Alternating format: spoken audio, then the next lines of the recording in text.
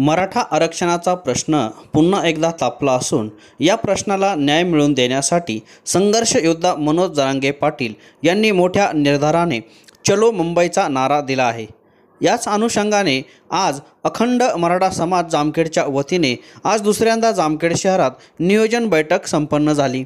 या बैठकीत मुंबई येथे होणाऱ्या मनोज जरांगे पाटील यांच्या आंदोलनात सहभागी होण्यासाठी जामखेड तालुक्यातून हजारो मराठा बांधव सहभागी होणार आहेत। मराठा आंदोलक मनोज जरांगे पाटील येत्या 29 ऑक्टोबरपासून मुंबईतील आझाद मैदानावर उपोषणाला बसणार आहेत। 29 ऑगस्ट रोजी मुंबईत होणाऱ्या विशाल मोर्चा व उपोषणाच्या पार्श्वभूमीवर जामखेडमध्येही गुरुवार दिनांक 22 ऑगस्ट रोजी एक बैठक संपन्न झाली होती। यानंतर पुढील नियोजन करण्यासाठी पुन्हा दुसऱ्यांदा आज रविवार दिनांक 24 ऑगस्ट 2025 रोजी अखंड मराठा समाजाच्या वतीने बैठक संपन्न झाली।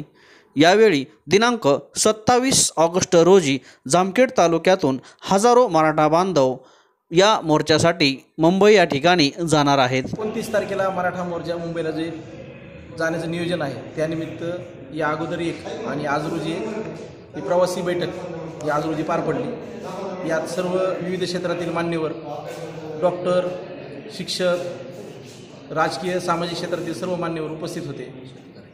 शेतकरी या सर्व क्षेत्रातील मान्यवरांकडून काही सूचना आल्या।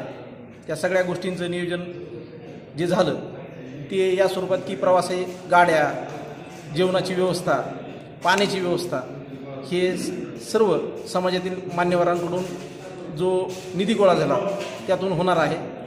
कोणत्या गाड्यातून गावातून किती गाड्या निघणार आहेत याबद्दलही नियोजन झालं आणि आज रोजी प्रत्येक गावामध्ये मुंबई मोर्चासाठी जी संख्या निघणार आहे त्या संख्येनुसार त्यांना गाड्या उपलब्ध करून देणे आणि त्या किती निघतील याची जबाबदारी पार पाडण्यासाठी आज रोजी मराठा सेवक प्रत्येक गावामध्ये बैठक घेणार आहे। अशी सर्व नियोजन बैठक आज रोजी पार पडली व या बैठकीला सर्व मान्यवर उपस्थित होते। आज रोजी जामखेड येथे तालुक्यातील तमाम सर्व मराठा या ठिकाणी जमले आणि या ठिकाणी 29 तारखेला आपले सर्वांचे प्रेरणास्थान मनोजदादा जरांगे यांच्या नेतृत्वाखाली तो 29ला मुंबईवर मोर्चा जात आहे। त्या मोर्चासाठी जामखेड तालुक्यातून कशा पद्धतीने जायचं, कसं नियोजन करायचं यासाठी सर्व समन्वय या ठिकाणी जमून यांची बैठक झाली।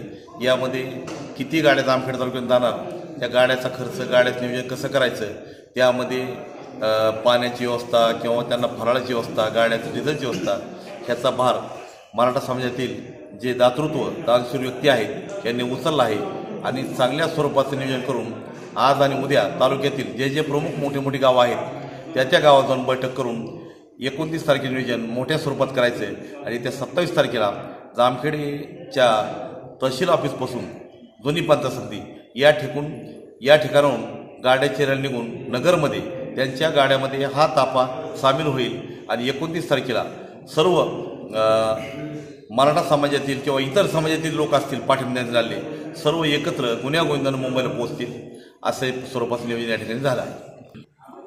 मराठा मोर्चाच्या संदर्भामध्ये मराठा भूषण मनोजदादा जरांगे पाटील यांच्या नेतृत्वाखाली हा मोर्चा निघत आहे। मोर्चाच्या नियोजनासंदर्भात कोणत्या रूटने जायचं, कसं जायचं, गाड्याचं किती नियोजन करायचं, प्रत्येक गावामधून किती गाड्या काढायच्या त्या संदर्भात आज सकल मराठा समाजाच्या वतीने आज बैठक संपन्न झाली। नुकतीच बैठक संपन्न झाली आणि आज साकत असेल, सावरगाव असेल, जातेगाव असेल, प्रत्येक गावामध्ये जाऊन सकल मराठा समाजाला जागृत करण्याचं काम व मराठा मोर्चामध्ये सहभाग घेण्याचं काम आजच्या बैठकीमध्ये निश्चितपणाने संपन्न झालं। आज अखंड मराठा समाज जामखेड तालुक्याची मीटिंग आयोजित केली होती, तर ती मीटिंग संपन्न झाली। 29 तारखेला मराठा संघर्ष योद्धा मनोज जरांगे पाटील हे उपोषणाला मुंबईत बसणार आहेत, तर आम्ही जामखेडमधून 27 तारखेला अखंड मराठा समाज जास्तीत जास्त गाड्या घेऊन मनोज जरांगे पाटलांना उपोषणाला बसण्यासाठी जाहीर पाठिंबा देण्यासाठी जामखेड तहसील कार्यालयापासून जास्तीत जास्त गाड्या नेऊन मराठा समाजाला कसं लवकरात लवकर आरक्षण भेटन आणि या सरकारला जाग येऊन ह्या समाजाला किती दिवस हे आरक्षणापासून वंचित ठेवणार, कधी हे आरक्षण देणार ह्यासाठी आम्ही संघर्ष करत आहोत. मनोज जरांगे पाटलांच्या या संघर्षाला, मराठा समाजाच्या या संघर्षाला लवकरात लवकर यश येवो हे आई तुळजाभवानी चरणी अर्पण करतो. 24 ऑगस्ट रोजी झालेल्या बैठकीमध्ये महत्त्वाचे ठळक मुद्दे म्हणजे आर्थिक नियोजन, जास्तीत जास्त 4 चाकी 2 चाकी काढण्याचे नियोजन व जास्तीत जास्त प्रत्येक खेड्यातून जास्तीत जास्त लोक या मोर्चामध्ये सहभागी व्हावे यासाठी नियोजन करण्यात आले आहे.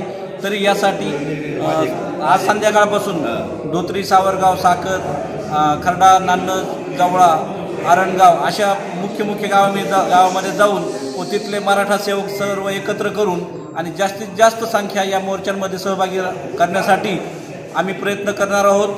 तरी सर्व मराठा बांधवांनी व सर्व समाजातील लोकांनी सहकार्य करावे व जास्तीत जास्त या बांधवांनी या मोर्चामध्ये सहभागी व्हावे असे सगळ्यांना आवाहन करत आहोत. सर्व मराठा बांधवांनी 29 तारखेला मुंबईला यावे.